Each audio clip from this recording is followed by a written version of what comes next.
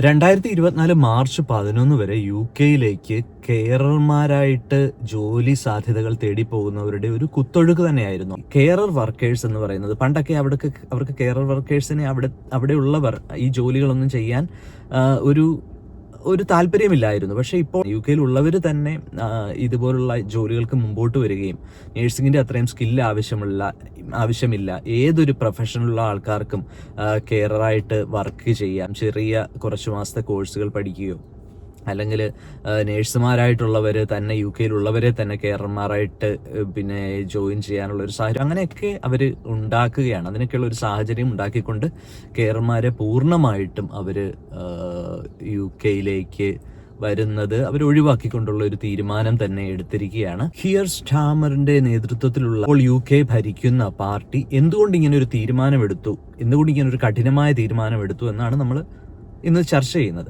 ഇതിലൊരു പ്രധാന കാരണം ഇവർക്ക് നേരിടേണ്ടി വരുന്ന ചില പൊളിറ്റിക്കൽ പ്രഷറാണ്. അതായത് റിഫോം UK എന്ന വളരെ വളരെ ഫേമസ് ആയിക്കൊണ്ടിരിക്കുന്ന ഒരു പാർട്ടി അവര് പുതിയ സീറ്റുകൾ, ഇപ്പോൾ ഏറ്റവും അടുത്തുള്ള ലേറ്റസ്റ്റ് ലോക്കൽ ഇലക്ഷനിൽ കൂടുതൽ സീറ്റുകൾ പിടിച്ചു. ഇത് കിയർ സ്റ്റാർമറിന്റെ നേതൃത്വത്തിലുള്ള ഈ ഒരു പാർട്ടിക്ക് ഒരു വെല്ലുവിളി തന്നെ സൃഷ്ടിച്ചിരിക്കുകയാണ്. അപ്പൊ അതുകൊണ്ട് തന്നെ ഇമിഗ്രേഷൻ അടക്കമുള്ള കാര്യങ്ങളിൽ റിഫോം UK പാർട്ടി അവർ നിലപാടുകൾ എടുക്കുമ്പോൾ കിയർ സ്റ്റാർമറിന്റെ നേതൃത്വത്തിലുള്ള പാർട്ടിക്ക് അതിന് കഴിയാതെ വരികയും കൂടുതൽ മാറ്റങ്ങൾ കൊണ്ടുവന്നില്ലെങ്കിൽ അവർക്ക് നിലനിൽപ്പില്ല എന്നുള്ള ഒരു സാഹചര്യമാണ് ഇപ്പോൾ നിലവിൽ വന്നിരിക്കുന്നത്. അതുകൊണ്ട് തന്നെ അവർ ഇമിഗ്രേഷനെതിരെ, ഇപ്പൊ നമുക്കറിയാം മലയാളികൾ ഉൾപ്പെടെയുള്ളവർ വളരെ വ്യാകുലരാണ്.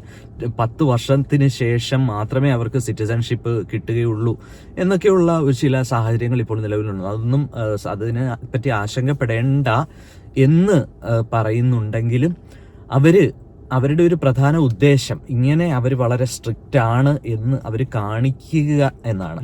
നാട്ടിൽ നേഴ്സുമാരായിട്ട് വർക്ക് ചെയ്യുന്നവർക്കും IELTS അല്ലെങ്കിൽ OET കിട്ടാത്തവർക്കുമൊക്കെ കെയറായിട്ട് ചെന്നിട്ടാണെന്നുണ്ടെങ്കിലും അവരുടെ ഫാമിലിയെ കൂടെ കൊണ്ടുവരാം എന്നുള്ള തരത്തിലുള്ള ഒരു വിസയായിരുന്നു UK ഗവൺമെന്റ് പ്രൊവൈഡ് ചെയ്തിരുന്നത്. എന്നാൽ ഇമിഗ്രേഷന്റെ ആധിക്യം മൂലം ഈ വിസയിൽ ഒരു കുത്തൊഴുക്ക് തന്നെ UK-യിൽ ഉണ്ടായത് മൂലം അവര് പുതിയ ഗവൺമെന്റ് പുതിയ ചില തീരുമാനങ്ങൾ കൊണ്ടുവരികയും ഫാമിലിയെ കൊണ്ടുവരാമെന്നുള്ള നിയമം 2024 മാർച്ചിന് ശേഷം അത് നിർത്തലാക്കുകയും അങ്ങനെ കുറച്ചു കൊണ്ടുവന്ന് വിദേശത്തു നിന്നുള്ള കെയറർമാരെ തന്നെ UK-യിലേക്ക് ഇനി സ്വീകരിക്കുന്നില്ല എന്നുള്ള ഒരു നിയമവും 2025 മെയ്യോടുകൂടി പ്രാബല്യത്തിൽ വരികയാണ്.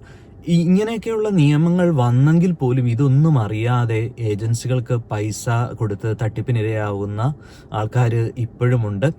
അയർലൻഡിലേക്ക് ഇതുപോലെ ഒരു എൻക്വയറി, അതായത് കെയർ വിസയിൽ വരാനായിട്ട് വേക്കൻസി ഉണ്ട്.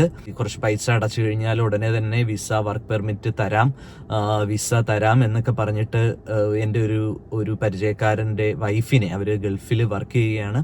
അപ്പോൾ ആ ഒരു ചേച്ചിയെ പറ്റിക്കാനായിട്ടുള്ള ഒരു നല്ലൊരു ശ്രമം തന്നെ നടന്നു. അവർ ഓൾമോസ്റ്റ് അതൊരു കൺവിൻസ്ഡ് ആവുന്നത് പോലെ തന്നെയായിരുന്നു. ഒരു മലയാളിയാണ് ഏജൻസിയിൽ നിന്ന് വിളിച്ച് അല്ലെങ്കിൽ വോയിസ് മെസ്സേജ് അയച്ചുകൊണ്ട് അവരെ അപ്രോച്ച് ചെയ്തത്. അപ്പോൾ അവരുടെ ഒരു വോയിസ് ക്ലിപ്പ്, ആ ഒരു ഏജന്റിന്റെ ഒരു വോയിസ് ക്ലിപ്പ് നമുക്ക് ഈ വീഡിയോയിൽ ഒന്ന് ഉൾപ്പെടുത്തിയിട്ടുണ്ട്. ഹായ് സർ, നമുക്ക് ഇന്റർവ്യൂ കഴിഞ്ഞായിരുന്നു. ഡയറക്റ്റ് ഇന്റർവ്യൂ ആയിരുന്നു അവിടെ നിന്ന് കഴിഞ്ഞിരുന്നത്. അപ്പൊ ഇത് ഹോസ്പിറ്റലിന്റെ സൈഡിൽ നിന്ന് വന്നിട്ടുള്ള JD ആണ്. അത് ഞങ്ങൾ ത്രൂ ആണ് നിങ്ങൾക്ക് ഇത് വന്നതെന്നുള്ളതിന്റെ പ്രൂഫിന് വേണ്ടിയിട്ടാണ് ഞങ്ങളുടെ ലെറ്റർ ഹെഡിൽ തന്നിരിക്കുന്നത്. കാരണം ഹോസ്പിറ്റലിന്റെ സൈഡിൽ നിന്ന് വരുമ്പോൾ അവരുടെ സൈഡ് ആ എംപ്ലോയറുടെ അണ്ടറിലോട്ട് ഷോർട്ട് ലിസ്റ്റഡ് ആയിട്ടുള്ള എല്ലാ കാൻഡിഡേറ്റ്സിന്റെ ഡീറ്റെയിൽസും ഒരുമിച്ചാണ് ഞങ്ങൾക്ക് വരിക.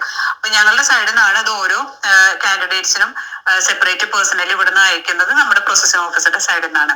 അതുകൊണ്ടാണ് നമ്മുടെ ലെറ്റർ ഹെഡിൽ വന്നിരിക്കുന്നത് കേട്ടോ. അത് എംപ്ലോയറുടെ സൈഡിൽ നിന്നുള്ള സെയിം ഡീറ്റെയിൽസ് ആണ്. സെയിം ഈ കാര്യങ്ങൾ തന്നെ ആയിരിക്കും ഓഫർ ലെറ്ററിൽ ഉണ്ടാവുക. ഇനിയിപ്പോ ഡാറ്റ ഫ്ലോ കഴിഞ്ഞതിന് ശേഷമാണ് ഓഫർ ലെറ്റർ ഇഷ്യൂ ചെയ്യുന്നത്. ഓക്കെ, അപ്പോൾ നിങ്ങളിപ്പോ സബ്മിറ്റ് ചെയ്ത ഡോക്യുമെന്റ്സ് ജെനുവിൻ ആണോ എന്നുള്ളത് ചെക്ക് ചെയ്യും, അവര് വെരിഫൈ ചെയ്യും. അതിനുശേഷം മാത്രമാണ് അവർ ഓഫർ ലെറ്റർ ഇഷ്യൂ ചെയ്യുന്നത്. കാരണം ഒരുപാട് കാൻഡിഡേറ്റ്സ് ഫേക്ക് ഡോക്യുമെന്റ്സ് ഒക്കെ സബ്മിറ്റ് ചെയ്യുന്നത് കൊണ്ട് പിന്നീട് ബുദ്ധിമുട്ടാവുന്നത് കൊണ്ടാണ് അവർ വൺസ് വെരിഫിക്കേഷൻ കംപ്ലീറ്റഡ് ആയി കഴിഞ്ഞതിന് ശേഷം മാത്രം ഓഫർ ലെറ്റർ തരുന്നത്. സെയിം ഓഫർ ലെറ്ററിലുള്ള കാര്യം തന്നെയാണ് ഈ JD-യിൽ കൊടുത്തിരിക്കുന്നത്. അവിടെ പോയിട്ട് ചെയ്യേണ്ട duties and responsibilities, salary package, working hours, ഏത് സ്ഥലത്തോട്ടാണ് സെലക്ഷൻ ആയിരിക്കുന്നത്, എല്ലാം ഈ JD-യിലുണ്ട്. അപ്പൊ നിങ്ങളിത് ഓക്കെ ആണ്, മുന്നോട്ട് പോകാൻ ഇൻട്രസ്റ്റ് ആണെങ്കിൽ അത് സൈൻ ചെയ്തിട്ട് നമുക്ക് തിരിച്ചയച്ചു തരണം. അതിനുശേഷം ഫസ്റ്റ് പേയ്മെന്റ് നിങ്ങൾ ലോയർ ഫീസ് പേ ചെയ്യണം. ആ ലോയർ ഫീസ് മാത്രമാണ് നിങ്ങൾ ഇവിടെ പേ ചെയ്യേണ്ടത്. ഞങ്ങളുടെ സർവീസ് ചാർജ് നിങ്ങൾ അവിടെ എത്തിക്കഴിഞ്ഞതിന് ശേഷമാണ് 4 months സാലറിന്നാണ് നമ്മൾ ഡിഡക്ട് ചെയ്യുന്നത് നമ്മുടെ സർവീസ് ചാർജ്. അപ്പോൾ ടോട്ടൽ 6 ലക്ഷം രൂപയാണ് വരുന്നത്. അതിൽ 2 ലക്ഷം മാത്രമാണ് ഇവിടെ പേ ചെയ്യേണ്ടത്. ബാക്കി 4 lakhs അവിടെ പോയി കഴിഞ്ഞിട്ട് പേ ചെയ്യേണ്ട എമൗണ്ട് ആണ്. കൂടുതൽ ആൾക്കാർ പറ്റിക്കപ്പെടാതിരിക്കാൻ വേണ്ടിയാണ് നമ്മൾ ഇതുപോലെയുള്ള ഒരു വീഡിയോയിലൂടെ ഇതുപോലുള്ള ഇൻഫർമേഷൻസ് തരുന്നത്. അതുകൊണ്ട് നമ്മൾ അവെയർ ആയിരിക്കുക. അപ്പോൾ ഇനി കേരളമാർക്കുള്ള സാധ്യത എന്താണെന്ന് വെച്ച് കഴിഞ്ഞാൽ, ഇനി കൂടുതലായിട്ട് ഗൾഫ് രാജ്യങ്ങളിലേക്കും ന്യൂസിലാൻഡ്, ഓസ്ട്രേലിയ, അയർലൻഡ് ഇതുപോലുള്ള രാജ്യങ്ങളിലേക്കൊക്കെ UK പരമാവധി ഒഴിവാക്കുന്നതാണ് നല്ലത്. എന്നാലും ഇതുപോലെയുള്ള രാജ്യങ്ങൾ സെലക്ട് ചെയ്താലും തട്ടിപ്പിനിരയാവാതെ പൂർണ്ണമായിട്ടും ഏജൻസി വാലിഡ് ആണോ, മറ്റുള്ള ആരെങ്കിലും ആ ഏജൻസി വഴി പോയിട്ടുണ്ടോ എന്നുള്ള ഒരു റെഫറൻസ് ഒക്കെ അല്പം സമയം എടുത്തുകൊണ്ടാണെങ്കിലും ധൃതി പിടിക്കാതെ ആ പൈസയൊക്കെ കൊടുക്കാനായിട്ട് ശ്രദ്ധിക്കുക. പുതിയ വീഡിയോയുമായി പുതിയ ഇൻഫർമേഷൻസുമായി വീണ്ടും കാണുന്നത് വരെ നന്ദി, നമസ്കാരം. Thanks for watching.